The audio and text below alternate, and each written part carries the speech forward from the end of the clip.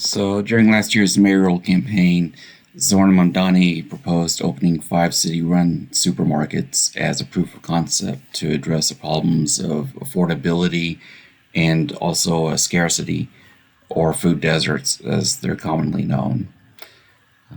I've always believed that the government can play a constructive role when the private sector has demonstrably failed to meet an area where there's been obvious demand.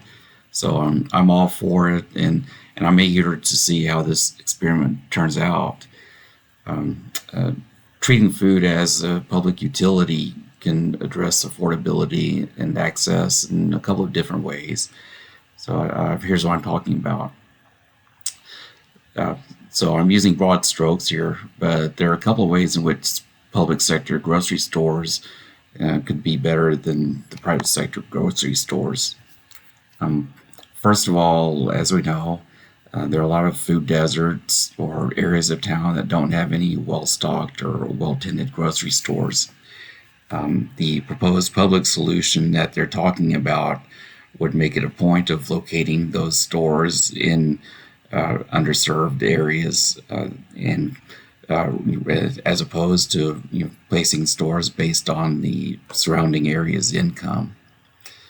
And so the location be based on need rather than potential profitability. And then when it comes to determining prices, private sector grocery stores have to factor in things like marketing costs, and as well as ultimately providing returns to their shareholders.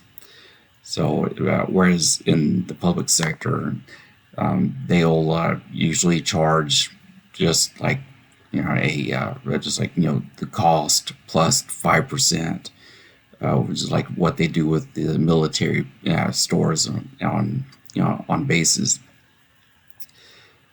So again, those are pretty broad strokes, and they don't address all the arguments for and against public grocery stores, but those are the two biggest considerations that stick in my mind.